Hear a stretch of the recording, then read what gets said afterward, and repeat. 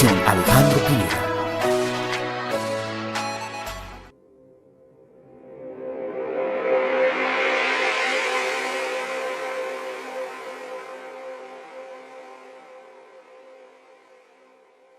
Bueno, muy buen día a todos, los que están conectados, los que están acá, que espero que también estén conectados. Como lo mencionaban, vengo desde Cornare, desde la Subdirección de Educación y Participación Socioambiental. Bueno, este tema me agrada mucho, me gusta mucho y lo manejamos en la corporación. Hemos ido evolucionando como todos, espero que sea de su agrado lo que van a escuchar hoy, que más que entregarles conocimiento es despertar inquietudes, despertar intrigas sobre este asunto, buscar que encontremos soluciones que nos llenen el vacío que nos está dejando la educación tradicional. Entonces, bueno, nosotros titulamos Conectivismo para la Educación Ambiental. Vamos a dar un contexto general de la educación ambiental para posteriormente hablar de las TIC y en este caso específico la teoría del aprendizaje naciente que se ha denominado el conectivismo, ¿no? En este sentido nosotros tomamos puntos importantes como el reconocimiento de la complejidad y la complejidad la tomamos o la entendemos a partir de los sistemas. Cada vez tenemos sistemas más complejos, ¿no? Iniciamos desde el Big Bang con una explosión de miles de partículas, con unas teorías pues, que todavía están como en tela de juicio, hay muchas a favor, otras en contra, tenemos 94 elementos en la tabla periódica, 4 momentos de la evolución desde ese Big Bang y cada vez esos sistemas fueron más complejos. Uno de los sistemas, la tabla periódica, uno de los sistemas que tenemos hoy, cualquiera de estos mecanismos o equipos tecnológicos que interactúan entre sí y que sin una de las partes no funcionaría igual. Entonces nuestro sistema cada vez es más complejo. Si lo miramos desde nuestra parte humana, el sistema digestivo, el sistema circulatorio, tiene una serie de elementos y su función y su interacción hace que sea un ejercicio complejo. Entendiendo esto, desde los diferentes escenarios, podemos comenzar a entender esa relación de sistemas naturales propiamente con nosotros, lo que nuestras actividades generan en esos espacios, en esos sistemas. Entonces, nuestro sistema económico, por ejemplo, el capitalismo, de alguna forma mal conducido, nos ha llevado a tener una acelerada degradación de los recursos naturales, una contaminación constante. Tenemos casi que límites que ya hemos cruzado y nos lo está advirtiendo en este momento el cambio climático. Cuando nosotros entendemos una variabilidad climática, algo que se da en ciertos periodos de tiempo, en algunos años, no más en un año con periodos secos y periodos lluviosos, cuando entendemos las consecuencias que puede generar el cambio climático, los efectos de lo que estamos haciendo, entendemos que algo estamos haciendo mal, que tenemos una interacción inadecuada con nuestros recursos naturales, pero sobre todo con nuestros sistemas. Esos sistemas naturales que proveen son los denominados servicios ecosistémicos, con los cuales no podríamos vivir, por lo menos de la forma en que lo hacemos hoy en día. Entonces, tenemos que comenzar a reevaluar el cómo nos relacionamos con esos sistemas para tener alternativas positivas en pro de su sostenibilidad. También debemos entender los problemas como una oportunidad para diseñar, para estructurar, para crear, para buscar en esa posibilidad que tiene el ser humano de pensar, de razonar, de buscar alternativas desde nuestra civilización, desde que el ser humano está en la tierra, desde que llegó a ese organismo, ese individuo, comenzó a buscar solución a problemas, cómo cazar, cómo evitar que fuera atacado por animales, cómo comenzó a domesticar las plantas, los animales para llegar a la vida que tenemos hoy en día. Entonces el llamado que nos hace la educación ambiental es utilizar esos problemas ambientales como foco de construcción de una sociedad mejor, y una de las estrategias que tenemos entonces es precisamente la educación. Vemos entonces que debemos pasar de lo individual, de los recursos naturales, a la complejidad de los ambientes naturales. ¿Esto qué es? Cuando nosotros decimos, bueno, es que tenemos una serie de recursos naturales, una cantidad de árboles, una cantidad de agua, hacemos un inventario de flora, un inventario de fauna. Nosotros asignarle soluciones a este tipo de recursos basados en la individualidad no nos va a funcionar. Medir un árbol por la cantidad de metros cúbicos de madera que se puede vender no nos va a funcionar.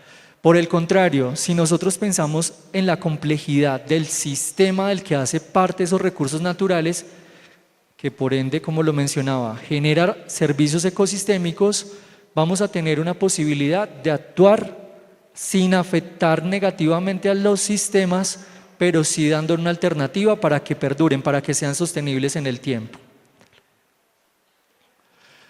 Y entonces aparecen nuestras TIC.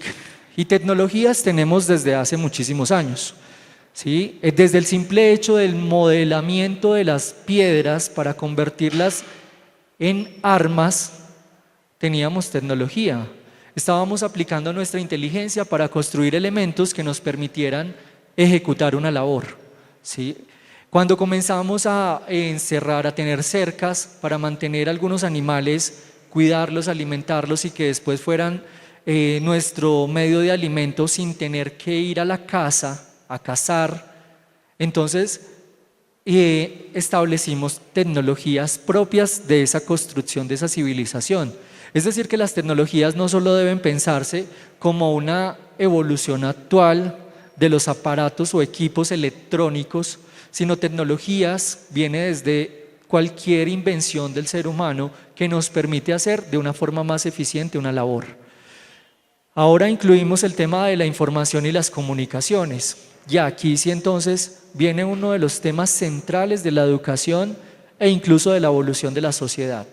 Si nosotros pensamos que la información se masifique, llegue a todos, cualquier información que sea, puede generar una reacción positiva o negativa, ¿sí? Si yo les digo a ustedes, es que el cambio climático está presente en este momento, es que el cambio climático nos tiene una generación o unas consecuencias que ya las podemos medir, que podemos proyectar qué tanto vamos a estar en este planeta, ahí tenemos información que les va a permitir a ustedes de pronto proponer y tomar acciones. Uno de los inconvenientes de esa información es que no es el todo, no es 100% verdadero, porque cada vez avanzamos en la construcción de conocimiento y eso nos lleva a tener una información diferente. Entonces, si pensamos, por ejemplo, cuando mencionaban que la Tierra era plana, era el todo en ese momento y era la información que se socializaba, y entonces los barcos no avanzaban mucho porque pues iban a ir a un abismo, y ese era el todo, y bajo ese escenario, bajo esa cosmovisión, esa forma de ver el mundo, se manejaban las relaciones, la cultura, la forma de conseguir de gestionar la evolución y el desarrollo de las sociedades. Entonces la información viene siendo algo muy importante, pero puede tener un efecto positivo o negativo. En el caso de la educación ambiental, yo considero, es un concepto personal, que en la medida en que la información sobre los recursos naturales, sobre la interacción que tienen en el ecosistema los diferentes factores bióticos, abióticos, el ambiente, que esa información esté disponible, vamos a poder tomar decisiones más conscientes, más críticas. Por lo menos vamos a poder tener una posición reflexiva. Esto es algo que nos lo pide, por ejemplo, nuestra Política Nacional de Educación Ambiental, una posición crítica. ¿Y cómo yo pongo una posición, cómo asumo una posición crítica si no conozco de lo que me están hablando? Entonces, esa información me lleva a alimentar mi conocimiento y mi análisis, y a partir de eso tengo una posición crítica. Eso es como la base de lo que me va a permitir a mí interactuar con esas tecnologías, la información. Vemos un caso negativo, el tema del COVID. Yo creo que es un ejemplo común, pero nos ha enseñado muchísimo. Recién comenzó la pandemia, ¿qué tuvimos? Bastante incertidumbre. La información llegaba por cualquier lado, redes sociales, por internet, por los medios de comunicación. Mucha de esa información no tenía fuentes confiables, no tenía argumentos siquiera, que báñese con esto, que úntese de esto. Entonces uno terminaba, mejor dicho, haciendo como cuando todos esos mitos de Navidad, que le dé la vuelta a la manzana, que haga esto, que suba esto, que se bañe, mejor dicho, nos llevó a tomar el miedo inclusive y la desinformación o la información incorrecta, nos llevó a culturizar algo que no estábamos del todo seguros, no era concreto. Entonces, ¿cómo construimos información en el entorno de las tecnologías de la información y las comunicaciones? Información válida y verdadera. Y hay un aspecto que es muy importante y es enseñar a investigar, a consultar, a conocer fuentes que tengan un proceso investigativo, que no sea cualquiera que escribió y se le ocurrió decir que es que dando 3 vueltas ya vamos a tener menos consecuencias del COVID, o que es que echándole X producto a un árbol va a funcionar o no, porque es que a mí se me ocurrió. Obviamente muchos saberes populares se dieron así, pero a partir de muchas culturas, muchas generaciones, porque es que nuestros abuelos, nuestros campesinos no estuvieron en la universidad, pero muchos aprendieron con ensayo y error, y ese proceso de observación que hicieron ellos fue fundamental para que nosotros hiciéramos un ejercicio más académico. Tenemos entonces la conectividad, básico, y esto fue un factor, una falencia, no estábamos preparados para estar conectados. Si bien teníamos un avance, estamos en una era digital, no estábamos conectados, no estábamos bien conectados, ¿sí? La cobertura de esa conectividad del internet es evidente, los recursos que se invirtieron y los que no se invirtieron, pero no teníamos cobertura y seguimos igual. Muchas zonas rurales difícilmente entra un mensaje de WhatsApp. La velocidad, entonces, bueno, donde hay infraestructura puede que la velocidad esté un poco corta, no nos permita manipular a la velocidad o a la cantidad de cosas que manejamos en simultánea. Entonces, uno de estos muchachos coge un celular para chatear, pero al mismo tiempo está escuchando música, abrió Spotify, entró a Facebook, hizo 1000 cosas, y el equipo y el internet, la red debe estar preparada para asumir eso, porque nosotros ya nos estamos adaptando, pero las redes, la infraestructura o la estructura tecnológica a veces se queda un poco corta. La equidad, este es uno de los, creo que los retos de cualquier institución. Entonces, esa equidad no está llegando. Los que tienen un alto, bueno, o medio poder adquisitivo van a poder acceder a esta tecnología.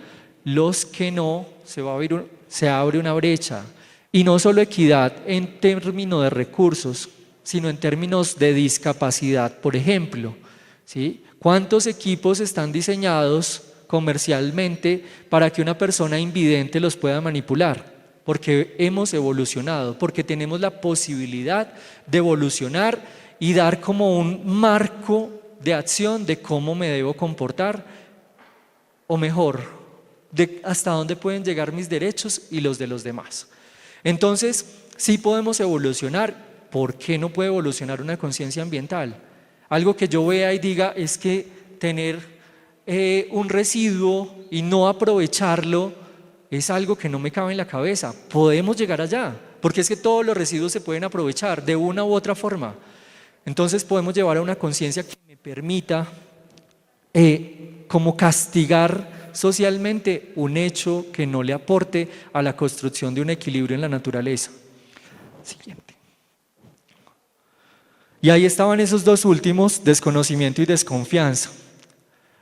El desconocimiento, justo lo que estábamos hablando. La desconfianza, yo creo que la hemos superado, desconfianza en el sector bancario. Pero ¿qué tenemos entonces que aprender? Si le tenemos miedo a hacer transacciones, si le tenemos miedo a interactuar por internet, entonces en esas cosas son que tenemos, en esos factores, en esos elementos es que tenemos que capacitarnos. Tenemos que hacer ejercicios de matemáticas yendo a páginas, tenemos que hacer búsquedas en Google, tenemos que entrar a Facebook. Eso no está mal, al contrario, ahí podemos, es una estrategia para poderle enseñar a los niños sobre todo y a los adolescentes de cuál es ese entorno, cómo se mueve ese entorno para que él mismo aprenda a cuidarse. O imagínense el entorno que tenemos acá.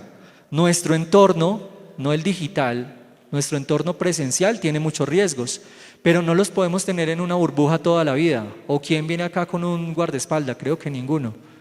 Entonces, así pasa en el entorno de red. Nosotros tenemos que aprender a vivir en ese entorno y conocerlo para poder saber de qué nos tenemos que cuidar.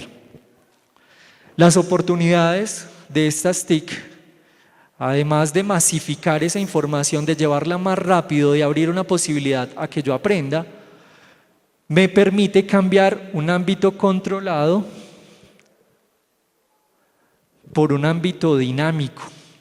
Cuando yo puedo entrar a un entorno donde yo decida aprender lo que yo quiera aprender y no lo que alguien me quiso enseñar o transmitir, que es la educación tradicional, y no voy en contra de la educación tradicional, simplemente debe cambiar sus alternativas, sus recursos para que sea más llamativo, para que me guste más. ¿Cuántos muchachos de hoy en día uno les dice, mañana no hay clase? Y son los más felices, ¿cierto? Qué bueno sería decirles, mañana tenemos clase de ciencias naturales y química y vamos a interactuar con unos muchachos que están en Rusia haciendo un cambio de electrones y protones, ¿sí? Y vamos a ver a quién le sale mejor el experimento. Cosas como esas, esa conexión, pero además esa forma dinámica que yo puedo encontrar en el lado derecho de esta pantalla. Cuando yo puedo ir de aprender primero temas del mundo, del universo, y luego venir a aprender sobre microbiología, o cuando puedo hacer lo inverso, que también lo puedo hacer este lado, ¿no? Pero la evolución y la generación de conocimiento y la forma de compartirlo está muchísimo más rápido allá. Puedo ir por cualquier camino y encontrar cualquier fuente. Entonces, en este lado debemos educar para tener las competencias necesarias, los elementos que me permitan tener esos temas apropiados para poder moverme mejor en ese otro contexto, en el contexto tecnológico, donde hay información buena e información mala. Un ejemplo de un libro y de una película. Y esto no es, si bien es tecnología de la información, de las comunicaciones, pero no las llamadas TIC, que hoy solo están encasilladas en soluciones a partir de equipos tecnológicos. Entonces, la película nos limita la imaginación, ¿cierto? O sea, yo la veo y estoy viendo lo que alguien pensó de acuerdo a algo que leyó, que le contaron o que se imaginó, pero es el pensamiento de una persona transmitida a muchos y nos quedamos con eso, ¿sí? Qué maravilla tenemos a este lado.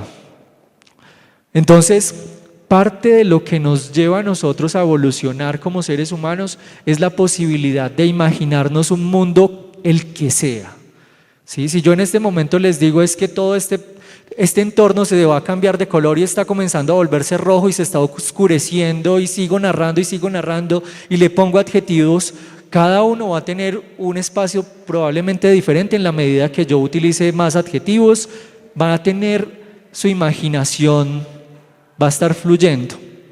Pero entonces, este de acá también me generó un inconveniente y es que tiene un inicio y un fin, me conduce.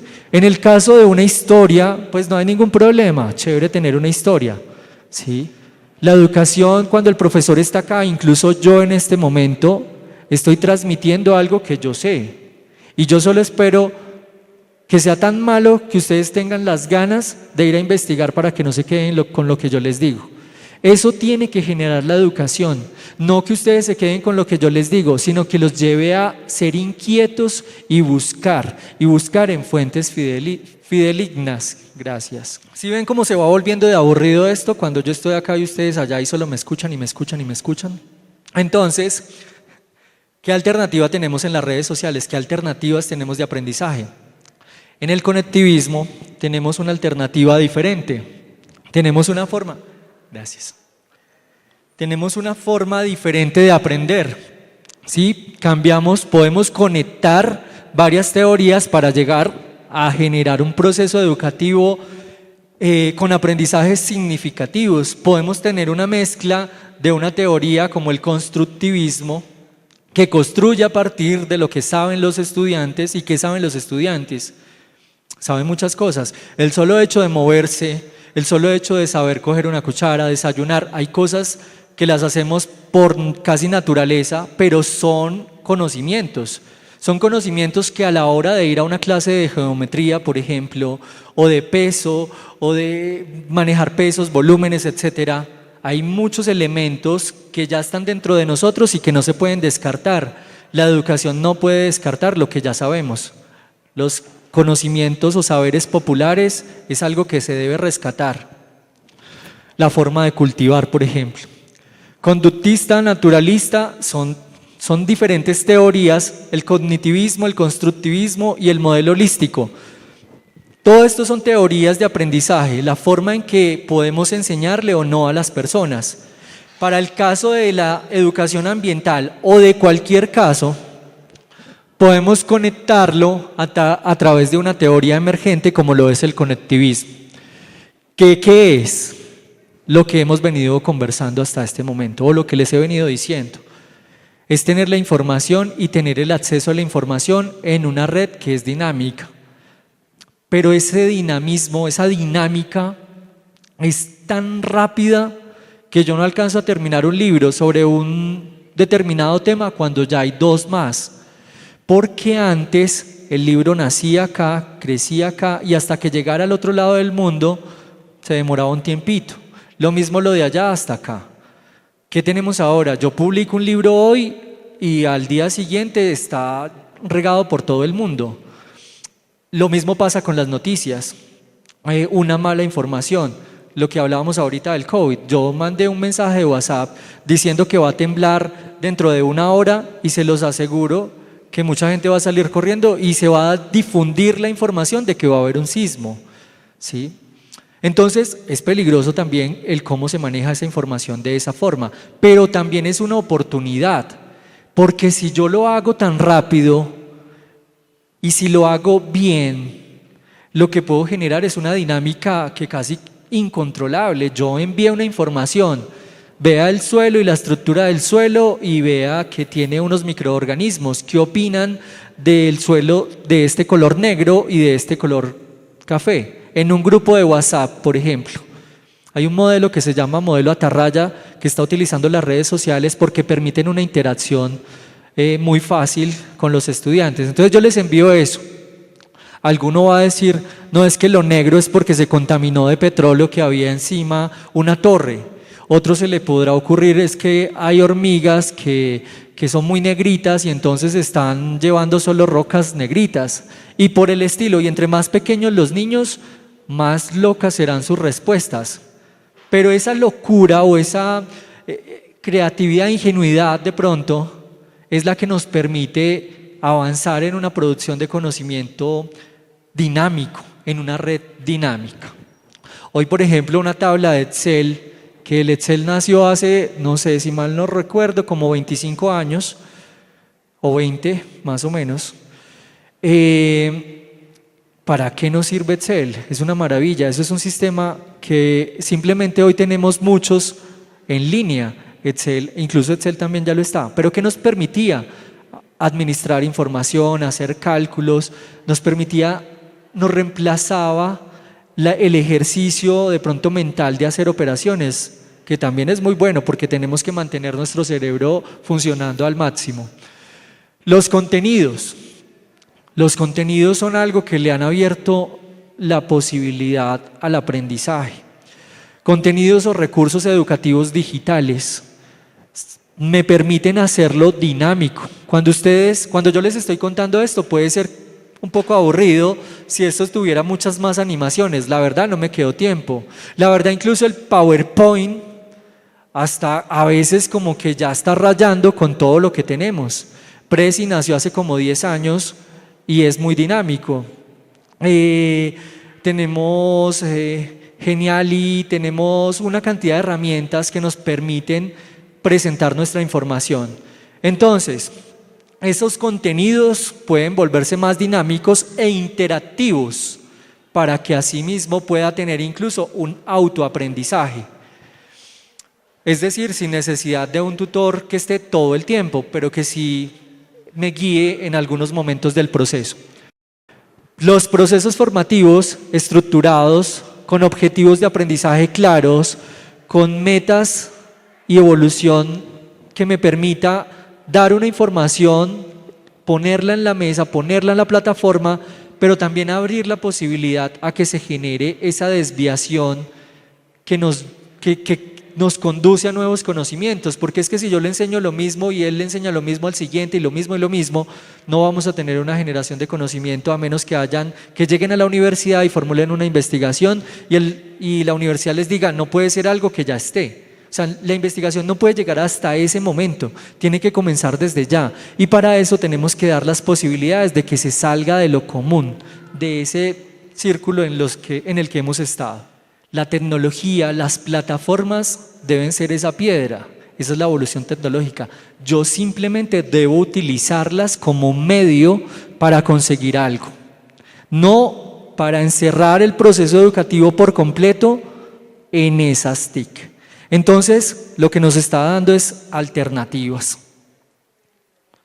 Dispositivos tecnológicos, hay muchísimos, pero cuidado, porque en la educación ambiental hay un concepto también, o dos. Uno se llama la desmaterialización, otro la ecoeficiencia. Los dos le apuntan a algo muy similar.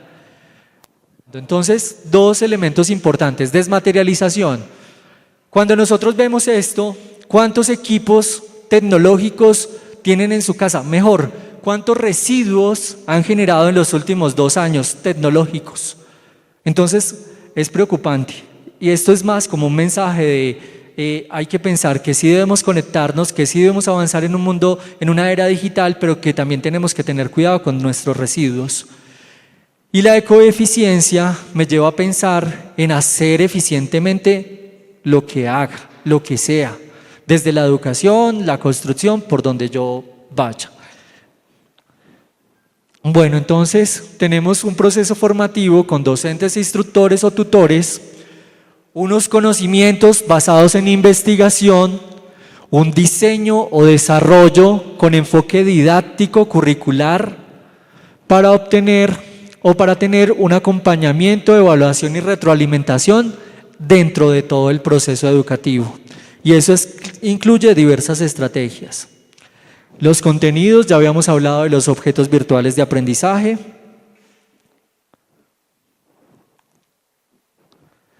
Los elementos virtuales, estos solo son ejemplos de la clasificación de TICs dedicadas a la educación. Bueno, acá tenemos como una descripción de cada uno de ellos. Un ejemplo de e-learning, educación ambiental inclusiva. Afortunadamente sí hemos pensado en eso, aunque no lo conozcamos mucho. Ya hay muchos desarrollos que le están apuntando a TICs para personas con discapacidades cognitivas o visuales. ¿Qué tanto puede enseñar una imagen? No sé si lo alcancen a percibir. En este lugar dice, ¿y a mí qué me importa la extinción de las especies? Pero ¿qué tanto puede aprender esa imagen? Yo después se las comparto para que la socialicemos. Estas son nuestras referencias. Vamos en 3 minuticos a mostrar una plataforma en la que está trabajando Cornare para hacer educación ambiental en el territorio. Un mensaje antes de terminar: La educación es el arma más poderosa que puedes usar para cambiar el mundo. No se les olvide esto, porque si yo avanzo en ese proceso, si yo me educo, si yo conozco, si yo socializo, analizo, comparto, voy a tener una sociedad más educada y por ende voy a poder elegir mejor en el ámbito que sea. Vamos a pasar a nuestra página. Acá está mi compañera Yelitza, ella maneja una de las plataformas que tenemos en Cornare con muchos cursos que incluso están abiertos para que ustedes puedan participar. Está en construcción, le falta parte del discurso que hemos mencionado hoy, pero la intención ya es un paso como muchos de pronto que han dado y que han escuchado ustedes el día de hoy. Muy buenas tardes para todos. Bueno, efectivamente desde Cornare se viene desarrollando esta estrategia, un nuevo espacio de aprendizaje, un espacio que cierra esas brechas de distancia y tiempo. La idea entonces con el aula Cornare es crear cursos ambientales donde el estudiante lo pueda hacer de forma asincrónica y de forma muy autónoma. Es decir, no vamos a necesitar ni que el curso empiece en determinada fecha y termine hasta determinada fecha, sino que van a poder ingresar y hacer el curso que decidan hacer o todos los cursos según la decisión de cada estudiante y hacerla en el tiempo que así lo decidan, es decir, en la mañana, en la tarde, en la noche, dedicarle un día completo o simplemente un fin de semana o una hora a la semana. ¿Esto para qué? Precisamente para cerrar esas brechas de conectividad, de distancia, de tiempo. Y es una herramienta que se viene desarrollando hace aproximadamente 2 años, estamos en la construcción de ella, pero se las voy a mostrar rápidamente. Iniciamos, la dirección es aulacornare.info. Y esta es la disponibilidad en este momento que tenemos de cursos en donde hablamos sobre el turismo, sobre los negocios verdes, sobre el cambio climático, cursos sobre formulación de proyectos ambientales y pedagogía en educación ambiental. Este botoncito los comunica directamente conmigo. Si tienen dudas, inquietudes de cómo hacer la inscripción, de cómo desarrollar un curso, yo les doy la asesoría necesaria para que así lo hagan. Recordemos también que la plataforma se va a ir alimentando con absolutamente todos los temas que desde Cornare se vienen manejando en el área de la cátedra ambiental. Muchísimas gracias. Bueno, muchas gracias por la participación de ustedes en este espacio, por la invitación también. Y bueno, los invitamos entonces a que sean unos usuarios en la red, pero usuarios responsables, con lo que aprenden, con lo que buscan, con lo que comparten. Muchas gracias desde Cornare, esperamos que esta iniciativa les guste y vamos a seguir creciendo y trabajando en ello. Gracias.